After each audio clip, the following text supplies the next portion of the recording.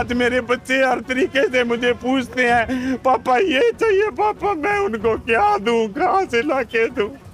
मुझे हर तरीके से इन्होंने मार दिया। मेरी जो आज स्थिति है, मैं आप मेरे से कल्पना नहीं कर सकते। मेरी आज इन्होंने वो मुझे नंगा करके रख दिया।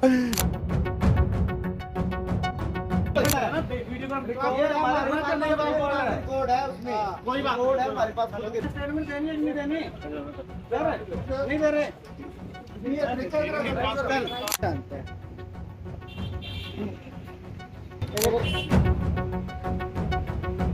हाँ जी भाई साहब, क्या मामला है? भाई साहब, मैं सुशील कुमार जोरड़ गांव नथौर से हूँ और मैं एक अच्छा बिजनेसमैन रहा, अच्छा एथलीट रहा और हरियाणा पुलिस से मैं सम्मानित भी रहा। और मैंने आज तक मेरा कोई भी अकाउंट कभी एनपीए नहीं हुआ। मैंने जिसके साथ बैंक के साथ कभी लेन देन किया, मैंने कभी किसी के साथ 420 नहीं की। पर जब से मैं इस बैंक के चक्कर में आ गया, उसके बाद मुझे इस तरह आज मेरी स्त्री की दवाई मानसिक रूप से मुझे प्रताड़ित किया जा रहा है, बार बार प्रताड़ित किया जा रहा है। और एक बार नहीं, वादे पे वादा किया जाता है मेरे साथ। और मैं इतना बेवकूफ़ आदमी हूँ कि मैंने इनको हर तरीके से मैं इनको माफ़ करता गया। मैंने ये सोचा भी ये भी किसी माँ के बेटे हैं जो बेचारे नौकरी है, पर उन काली भेड़ों को नहीं पकड़ा जाता और मेमनों पर अत्याचार कर दिया जाता है इनके द्वारा। पर आज मैं मेरी आवाज़ उठाने के लिए पिछले 4 साल से मैंने इतना इनसे कष्ट झेला है जिसकी आप कल्पना भी नहीं कर सकते। ये मेरे पास जब से फिर मैंने ये सोचा, किसी ने मुझे बताया कि ये जब तक बेवकूफ़ ये डॉक्यूमेंट सेव नहीं रखेगा तेरी कोई आवाज़ नहीं सुनने वाला। और 2021 में मैंने यहाँ पे केसीसी बनवाई। मेरा आज तक कोई भी लोन बकाया नहीं है, कभी किसी का नहीं रहा। अब इन्होंने मेरा क्या हुआ, पहले 2021 में मेरा एक अकाउंट के ऊपर हरीश खन्ना के नाम से मेरा सिग्नेचर शो करता था। उसके बाद वो सिग्नेचर के बार बार मैंने इनको फ़ोन करता, बार बार मैं इनसे रिक्वेस्ट करता, ये कहते जी कर देंगे।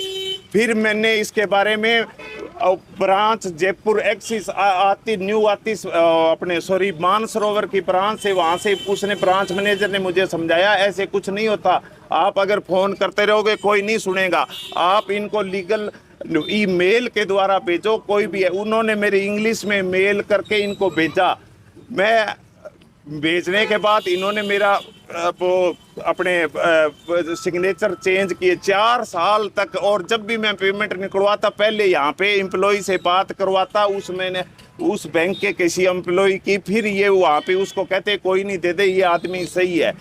और उसके बाद मैं बीमा की अर्जी इनको देता रहा। ये इससे जब मैंने अकाउंट खुलवाया यहाँ पे, तो मैंने हर तरह की इनसे पॉलिसी ली। मैंने भले ही मेडिकल क्लेम हो टाटा AIG का, भले ही मैंने लाइफ इंश्योरेंस मेरे फादर का, भले ही मेरे वाइफ का अकाउंट हो, भले ही मेरे फादर का अकाउंट और मैंने इन पे इतना ट्रस्ट किया, कोई जिसका कोई मुकाबला नहीं है। आप ये कहो कि आज मैं मानसिक रोगी भी बन चुका हूँ।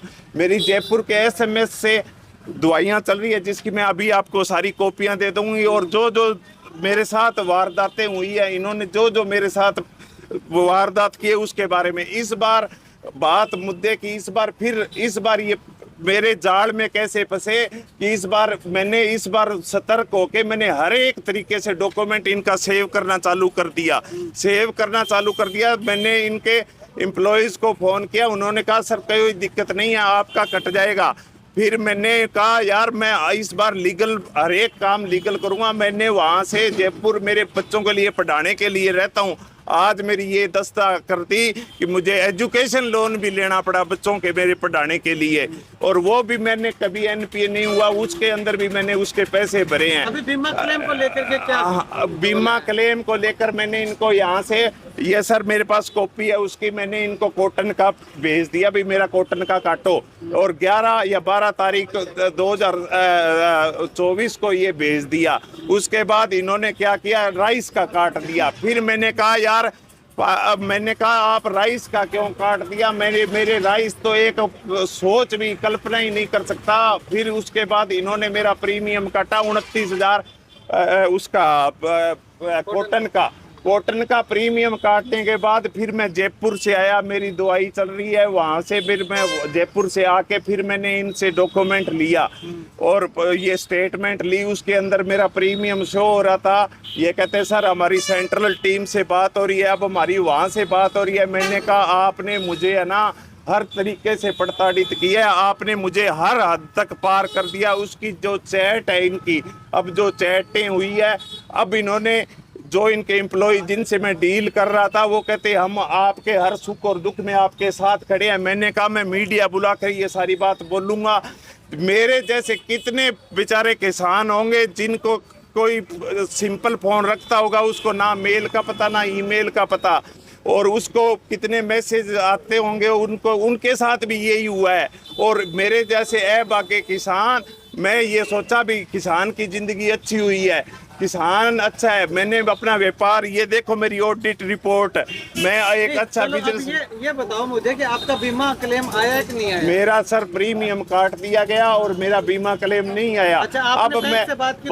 बैंक से बात करी, अब इनका एम्प्लॉय बोल रहा है आपका प्रीमियम वापस दे देते हैं। मैंने कहा प्रीमियम वापस देने के आज मेरी क्या स्थिति है, आज मैं अगर कुछ भी कर लेता हूं तो इसके जिम्मेवार आप होगे। प्रीमियम अब कैसे वापस दे दोगे? प्रीमियम तो उस दिन ही दे देते, कब तक दोगे मेरे को प्रीमियम? ऐसे कर करके मेरी जो आज स्थिति है, मैं आप मेरे से कल्पना नहीं कर सकते। मेरी आज इन्होंने वो मुझे नंगा करके रख दिया। मेरी मैं सामाजिक बुराई समझ के और लोन उठाना एक हमारे समाज के अंदर बहुत बड़ी बुराई होती है। मैं सोचा इनका ये बात ना पता लगे, ये बात ना पता लगे, और इन्होंने मेरा उतना ही शोषण किया। इस बार फिर वो बोले ये एक मीठा जहर देते हैं, मेरी लिमिट को दोबारा बढ़ाया इन्होंने। दोबारा जो 12 के जो दिसंबर के अंदर 12 में बढ़ाने पे मेरे से घर से पैसे भी मंगवाए, कहते अकाउंट और खोले। मैंने कहा यार कितने के अकाउंट खोलोगे, बहुत खोल चुके हो अकाउंट। उसके बाद 10,000 कह, फिर मैंने यहाँ के कहा यार कुछ तो बख्श दो, मेरा सारी फसल डूब चुकी है, मेरे पास पल्ले कुछ नहीं है, मैं लोन पे लोन उठा रहा हूँ, आप मेरे पे रहम करो यार। कहते ये ऐसे नहीं चलता, ये तहसीलों में खर्चे पानी लगते हैं, तेरे को ऐसे पता नहीं है। मैंने कहा चलो ठीक है यार, आज मेरा 20 किलो वजन गिर गया जी, मेरा 95 किलो वजन था, आज मैं 75 किलो पे आ चुका हूँ। ठीक है किसान भाइयों से आप इनके प्राइवेट बैंकों के मत फंस जाना जाल में। अगर इनके जाल में फंस गए तो सारी उम्र नहीं निकलोगे। ये आपको एक बार अच्छी चाय कॉफी और आपको सर से व्यवहार किया जाएगा, आप उम्र भर अपने बच्चों के कोई जवाब नहीं दे पाओगे। आज मेरे बच्चे हर तरीके से मुझे पूछते हैं पापा ये चाहिए, पापा मैं उनको क्या दूं, कहाँ से ला के दूं? मुझे हर तरीके से इन्होंने मार दिया। कोड है उसमें, कोई बात कोड है हमारे पास। स्टेटमेंट देनी है नहीं देनी? नहीं दे रहे। क्या आप ग्रामीण हैं? क्या आप 10वीं पास हैं या 12वीं पास हैं और रोजगार की तलाश में हैं? तो ये वीडियो आपके लिए है, क्योंकि दीनदयाल उपाध्याय ग्रामीण कौशल योजना आपके लिए लेकर आया है फ्री ट्रेनिंग के साथ साथ रोजगार की गारंटी। तो अगर आप भी इस योजना का लाभ उठाना चाहते हैं तो जल्दी से जल्दी दिए गए QR कोड को स्कैन करके रजिस्टर करें।